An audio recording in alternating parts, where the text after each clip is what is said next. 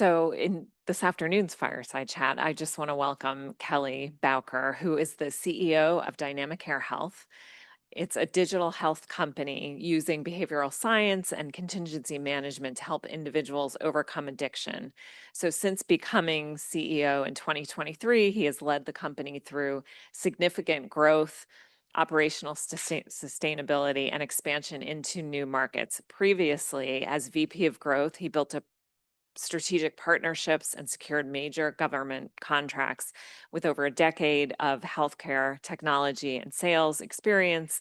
Kelley has led leadership roles at Chess Health, Net Health, and Waystar. He holds a BS in business and in ethics and an MBA from Western Governors University. So I'd like to thank you. Yeah, thanks, Shelley. Thank you for the intro. Absolutely. So we had a chance to chat yesterday in taping for the podcast, but we're going to run through some of the same things we talked about, but also some new areas maybe. So, were interested you in dynamic care and health and led to your involvement with this company? Yeah, so I think I like a lot of people have a strong sense of justice, and when you see an injustice in the world that you feel like you can make an impact in, that's really what drew me to Dynamic Care because what we provide really is it's a mental health parity issue. We have best in class evidence supporting contingency management and the sort of outcomes that in any other field of medicine, if you didn't have access to those interventions, then there would be outcry, right? And so it was that sort of sense of like I have to do this. I have to see this advanced to the as many of the people who need access to contingency management as I can.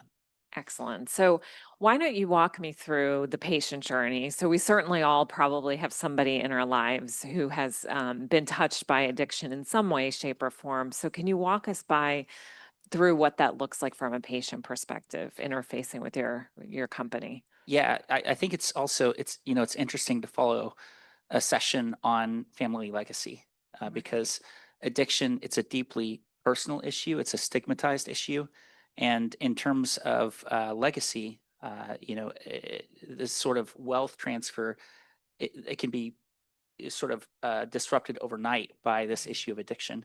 And so when we have patients that come from different socioeconomic strata, whether white collar or serving underinsured and Medicaid markets, the patient journey is largely similar in that it's a smartphone based program where they receive a smart debit card, which deploys small, frequent rewards for healthy behavior in addiction recovery. That's things like testing negative. So they get paid on a debit card every time that they test negative for their substance and completing psychoeducational content or meeting with their coach, things like that.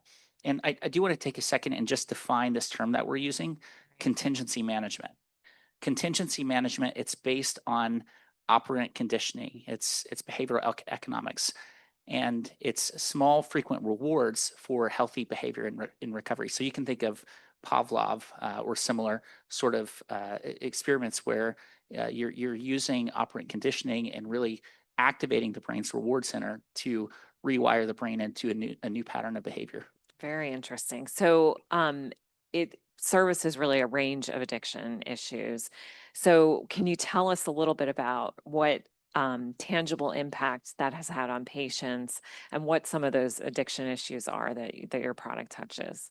Yeah, absolutely. So Dynamic Care was founded in 2016 by a father-son duo, Dr. David Gasfriend and his son Eric Gasfriend.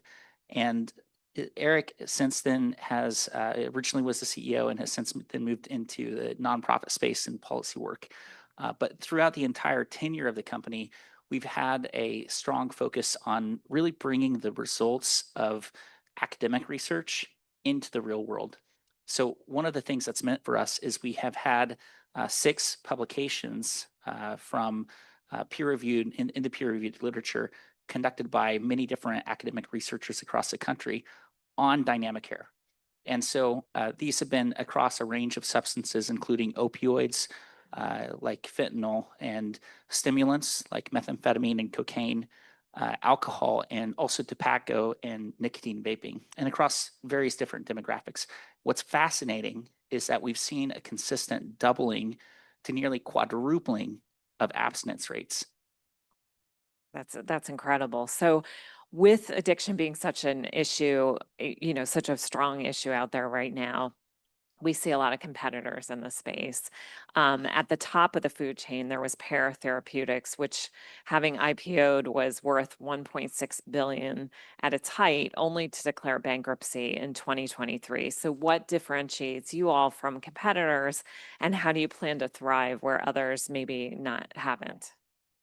Yeah, that's a great question. I think addiction treatment is a very established space, but this specific field of both digital health and then specifically contingency management, it's a lot newer, right? And so a lot of what paratherapeutics was doing was establishing the market and establishing market demand.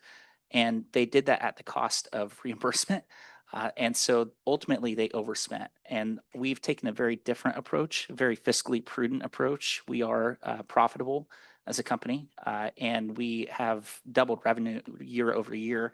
And so I think, they, in a lot of ways, their expansion, IPO, and then eventual bankruptcy provided some almost like a wake for us to follow behind Yep. because they did elevate just awareness about contingency management and digital health broadly, which we've been able to benefit from. Excellent. So can you speak a little bit to your business model and the projections, for this year and then moving forward on after that? Sure. Yeah. So our model is based on patient engagement. If a patient drops out of the program, then we don't get paid, and we feel like that aligns incentives in a field where you have to be, I think, very wary of perverse incentives for treatment. And in terms of our projections, as I mentioned, we've doubled, or projected to double year over year growth from 2024 to 2025, ending out the year at, I believe, 2.3 million, and then projected to be right around 5 to 5.2 million for 2025. So can you tell me a little bit about your customers? Who's your typical patient that accesses these services, and how do they get involved with you all? Sure. So we work in both market access, in that we work with the funding sources of the program, which are typically health insurance carriers, both commercial and Medicaid, and also public systems, state and county governments, and then I think beyond that also EAPs. We work with Spring Health, one of the tech-enabled EAPs, and through Spring, we serve many different Fortune 500 companies. And so there is this sort of dichotomy in the service that we provide, in that we have many areas where we work with Medicaid, uninsured, underinsured populations with a primary focus on opioid use and also stimulant use, which is increasing.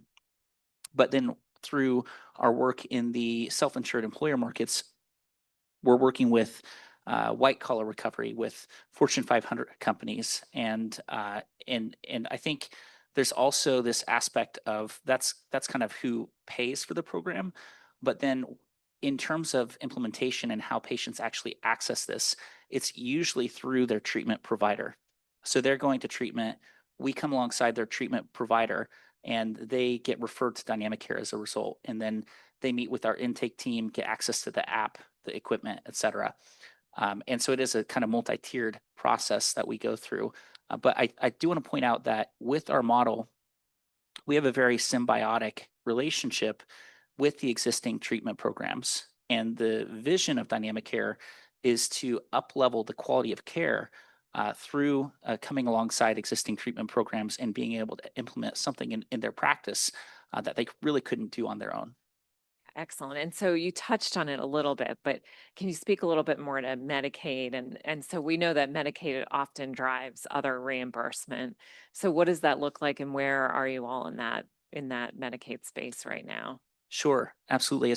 I think someone else mentioned earlier that healthcare moves slowly, and we've definitely experienced that.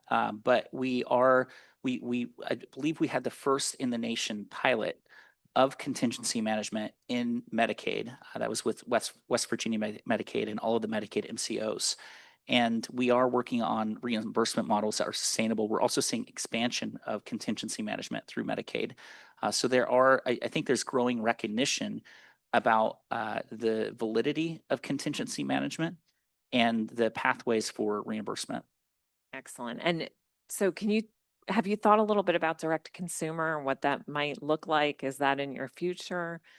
Sure. I think it's tough. It's difficult as a digital health company. I think other companies have found this out too.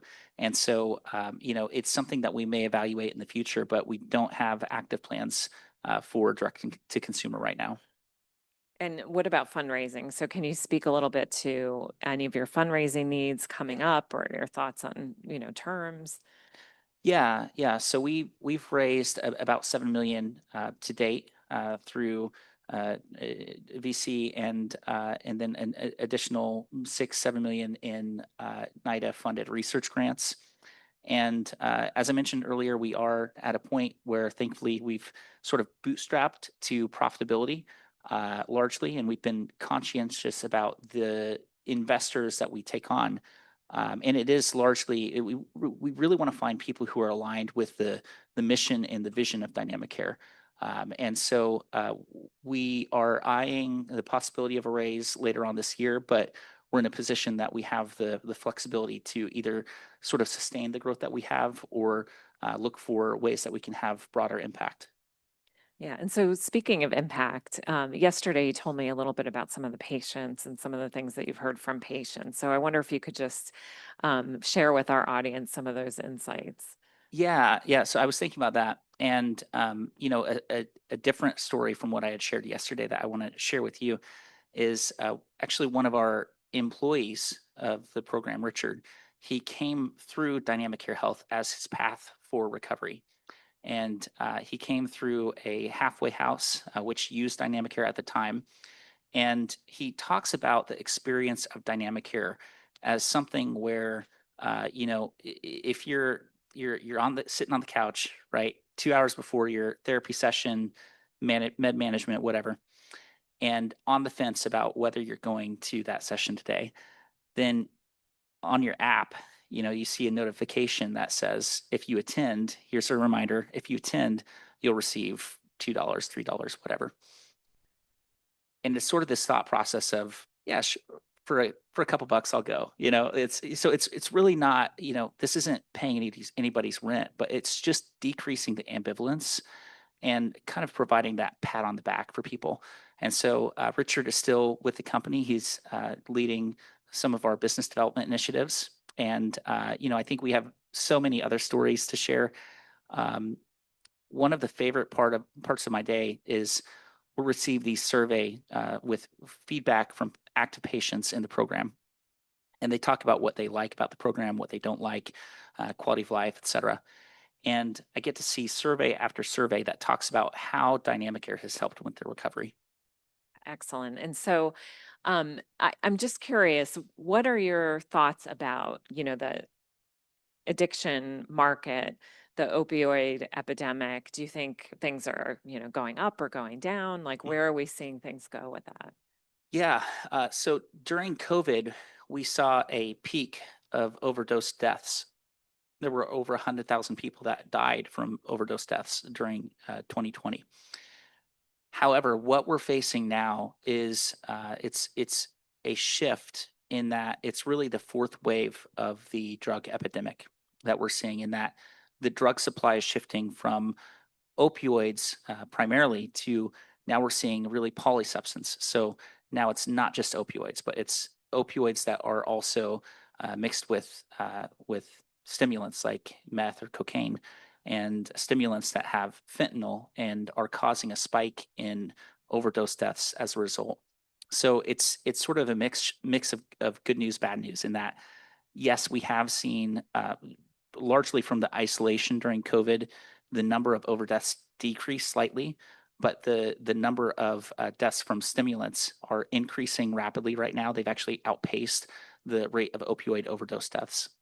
And so can you speak a little bit to just the rewards are small rewards, right? So Yeah. does that impact, your level of status, socioeconomic status? Are you more inclined to take those rewards if maybe you don't have as much money in the bank versus if you have a lot of money, or how does that work? Sure. So typically people receive $599 in rewards over the course of a 12-month program, which is how our program is structured.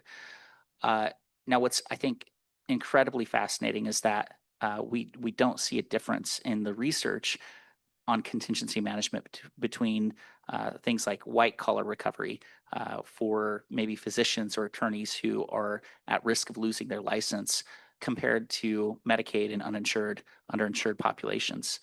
There's great research from, I believe, 2005 on white collar addiction recovery and contingency management.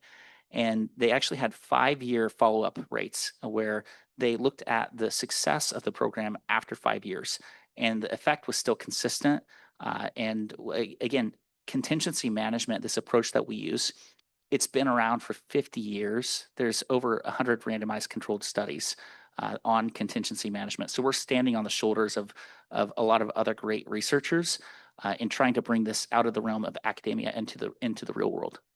So, and what I'm hearing is that there's some human psychology behind this contingency management. So can you Yeah. speak a little bit about why that works and what that is? Sure. Yeah. So it's rooted in operant conditioning and behavioral economics. And so you can think of the ways that we're wired every day to receive dopamine. We get dopamine in a lot of different ways, but for people with an addiction, their brain has been rewired. They're receiving dopamine for their addictive behavior. And what contingency management is doing essentially is providing this sort of countervailing force of dopamine that fights that dopamine that they receive from their addiction. Great. And so, what metric will you know that when you see that metric, you're like, we've made it, right? Dynamicare has made it. Yeah, I think so. Dynamicare has a million life mission. And so we want to impact 1 million lives in their addiction recovery. And again, the way that we do that is not by reinventing the wheel, not by competing with the existing treatment network system, but by coming alongside it and up-leveling the quality of care. Excellent. And so, is there anything that the audience here should know that I've failed to ask you? One thing I want to call out specifically is I know I've highlighted the way that stimulants are growing in terms of the drug supply and the rate of overdose deaths. Right now, there are no FDA approved medications for stimulants like meth and cocaine, and we do have medications that work for opioids, for alcohol and tobacco. And so the reason I call that out is because some of the top medical societies in America relating to addiction, the American Society of Addiction Medicine and AAAP, released clinical practice guidelines last year for the treatment of stimulant use disorder. And it calls for this combination of contingency management with cognitive behavioral therapy and also with community reinforcement approach. And that's exactly what Dynamicare packages into our digital health model. Excellent. And so my last and final question is, just as an entrepreneur, what kind of advice would you give somebody going into a similar space, or just any of that, building a company? Yeah, absolutely. Well, I'm also still taking advice, so I feel like I'll be all ears for anyone in the room. But I think the comment earlier about finding a problem, finding a solution, and sticking with it, I relate to that quite a lot right now. Excellent. Well, I would just want to thank you so much. And it's been a joy working with you. Thank you. Thank you, Shelley. Great job, folks. Thanks so much.